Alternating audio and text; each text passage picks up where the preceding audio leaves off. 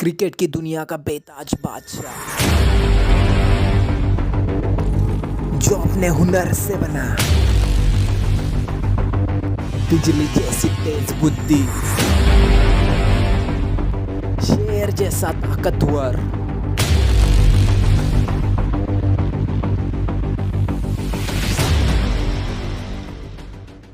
Thumbnail से और title से आपको पता चल ही चुका होगा कि आज हम किस विषय पर बात करने वाले हैं। पर फिर भी मैं आपको बता दूं कि अपने captain cool M S Dhoni कई सारी पैनिक सिचुएशन में काम और कोल्ड माइंडली सोचते हैं और टीम इंडिया को जीत दिलाते हैं या फिर वर्ल्ड कप ही कह लो। तो जी हाँ, थैला आर्मी आपके लिए आज कंटेंट प्रेजेंट करते हैं कि कैसे captain cool M S Dhoni अपने माइंड को काम रखते हैं और इमोशन को अपने ऊपर हावी नहीं होने देते और कैसे वो आपके प्यार के काबिल हो जाते हैं।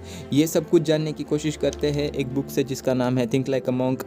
तो इस बुक के ऑथर जय शेट्टी कहते हैं कि अगर आपको बास्केटबॉल सीखना है तो आप वो माइकल जॉर्डन से सीखिए, अगर आपको इन्वेंशन सीखना है तो वो आप इलॉन मस्क से सीखिए, अगर आपको peace and calmness of mind सीखनी है तो वो आप मॉन्क से सीखिए।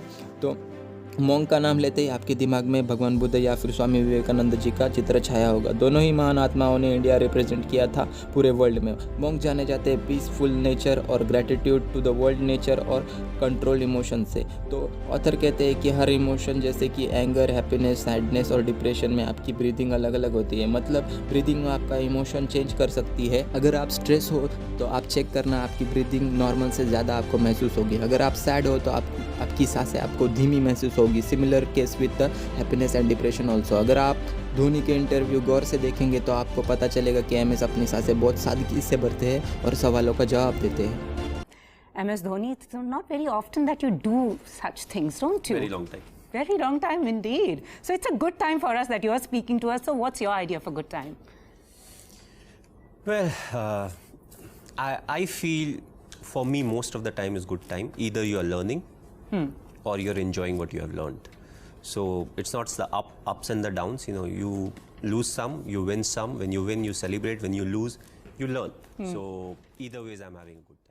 ब्रीदिंग को ज़्यादा इंपॉर्टेंस देते हुए मैं आपको इस बुक की एक स्टोरी बताना चाहूँगा। ऑथर कहते हैं कि जब वो आश्रम में मॉन्क बनने के लिए गए थे तो वहाँ पर एक 10 वर्ष का मॉन्क एक 5 वर्ष के मॉन्क ग्रुप को पढ़ा रहा होता है। तो ऑथर के दिमाग में एक सवाल उठता है कि ये 10 वर्ष का मॉन्क अपने 5 वर्ष के मॉन्क ग्रुप को क्या पढ़ा रहा है। तो पूछने पे उस 10 वर्ष के मॉन्क ने बड़े सादगी से जवाब दिया कि आपकी जीवन की शुरुआत से जीवन के अंत तक आपके साथ कौन रहता है, आपके सुख दुख में, आपकी पीड़ा में, आपके सक्सेस में। ना तो वो आपके माता पिता है, ना तो वो आपके भाई बहन है, ना तो दोस्त, ना पत्नी, ना बच्चे। वो चीज़ है आपकी सांसें। आपकी जीवन की शुरुआत सांसों से होती है और जीवन का अंत भी सांसों पर होता है। तो आपको अपनी सांसों का अपने बच्चे की तरह ख्याल रखना चाहिए, ऐसा उस 10 वर्ष के मॉन्क ने सिखाया।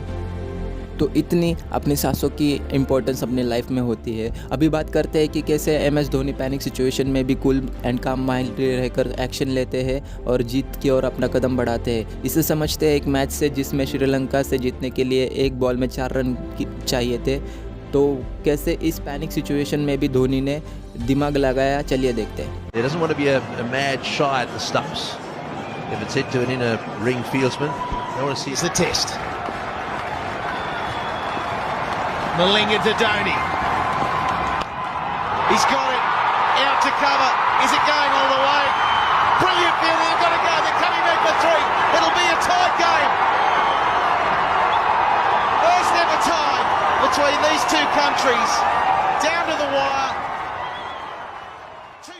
इसमें पता चलता है कि एम एस धोनी ने पहले दिमाग को शांत किया और सांसों पे कंट्रोल किया और प्रायोरिटीज़ को डिफाइन किया कि जीतने के लिए या तो हमें 4 रन का शॉट खेलना पड़ेगा, नहीं तो हमें कम से कम 3 रन लेने पड़ेंगे श्रीलंका को जीतने ना देने के लिए। तो धोनी शॉट खेलकर पूरे फोकस के साथ दौड़ लगाते हैं 3 रन के लिए और अपनी सूझबूझ से मैच को टाई करा देते हैं। तो अब सवाल आता है कि धोनी किस तरह सोचते हैं। तो कहते हैं कि आपकी पर्सनैलिटी आपके दोस्त ही सही से बता सकते हैं। तो धोनी के सबसे क्लोज फ्रेंड सुरेश रैना है, जिन्होंने धोनी ने के रिटायरमेंट लिया था उसी सेम डेट पर सुरेश रैना साहब ने भी रिटायरमेंट लिया था। इतना उनका फ्रेंडशिप था। तो चलिए समझते हैं धोनी का माइंडसेट सुरेश रैना की जुबानी। विनिंग और लूजिंग में अगर कोई आदमी सेम रह सकता है कैरी को छोड़ के, तो वो है एम एस धोनी। बिल्कुल, बिना चश्मे के बताना बहुत बड़ी बात है कि चश्मा भी नहीं पहनते वो, आँख बिल्कुल वैसे ही है। तो कुछ तो दिखाओ भाई, गुस्सा हो रहे हो, बॉल मिस हुआ है, लेकिन गुस्सा करता है वो बहुत। दिखता नहीं है वो, कैमरे में नहीं दिखेगा वो। हाँ। जब कैमरा हटा, ऐड आए टीवी पे, सुधर जा तू, चल चुपचाप। चुपचाप धीरे से। ऐसी पाकिस्तानी में ऐसे उमर अकमल कुछ बोल रहा था कि धोनी भाई देखो यार सुरेश रैना गाली बक रहा मुझे ये वो करके। मैंने कहा गाली तो बाकी नहीं। अरे क्या हुआ? मैंने कहा मैं उसको सिर्फ थोड़ा थ्रो मार रहा हूँ, वो थोड़ा बोला। मैंने कहा भाई क्या हुआ, खेल जरा, रन बना, चेज़ करने पड़ेंगे। भाई मैंने कहा और दे साले को, और दे मतलब प्रेशर बनाओ थोड़ा। गेम रीडर बहुत अच्छा है, बोलते हैं वर्ल्ड फिनिशर है, उसको पता है कि क्या होने वाला है, उसको नेक्स्ट स्टेप पता है। उसके पास 3 गेम रेडी हैं, ये plan A, plan B, plan C, वो तीनों लेके जाता है ग्राउंड पे। बैटिंग के टाइम, कीपिंग के टाइम, स्टंपिंग के टाइम, कैप्टनसी, तीनों प्लान उसका रेडी रहता है। वो रात को प्लान करता है, सुबह फील करता है कैसा है, उसका विजुअलाइजेशन जो सब कॉन्शियस माइंड में आता है, कॉन्शियस माइंड को समझाता है। तो वो लोगों को पता नहीं है क्योंकि उसका इसीलिए वो काम है, उसको पता है ये तो मेरा ही गेम, कर ले जितना करना है बस। तो वो उसने बनाया वो चीज़ सोच के, लोगों को टीम में चांस दे के, लड़कों को कि नहीं ये मेरी टीम है। तो उसका जो गेम ऑफ रीडिंग था वो अलग था, वो उसका गेम का प्लान अलग था। वो I think he is a chess player disguised as a you can say cricketer. That definitely. Chess के साथ, और उसका जो मूव है ना वो सामने वाले को पता ही नहीं चलेगा। वो उसका गेम में जैसे चेजिंग में उसको बोलते हैं, वो बहुत मेहनत करता है, विजुलाइज करता है। फिर उसके बाद जो रोटेशन है, तो कभी कभी वो स्टेप आउट करके सिंगल लेता है, वो गेम नहीं है उसका, क्योंकि बॉलर को वो बता रहा है कि मैं स्टेप आउट कर सकता हूँ, लेकिन मार नहीं रहा है, वो सिर्फ सिंगल ले रहा है। तो दोबारा फिर वो चौके का बॉल मिलता है, तो बॉलर के साथ भी गेम खेलता है। खिलवाड़ करते हो, खिलवाड़। तो इस तरह धोनी अपना अपीयरेंस प्रैक्टिकल रखते हैं, और जैसे कि ऑथर ने थिंक लाइक अ मंक में बोला कि रिजल्ट ओरिएंटेड ना होकर हमें प्रोसेस ओरिएंटेड होना चाहिए, वैसे ही धोनी अपना सोच रखते हैं। तो आज की वीडियो में बस इतना ही। वीडियो अगर आपको यूज़फुल लगा और आपने कुछ भी नया सीखा हो तो चैनल को सब्सक्राइब कीजिए, लाइक कीजिए और शेयर कीजिए। Thanks for watching. 5, 4, 3, 2, 1. Level up.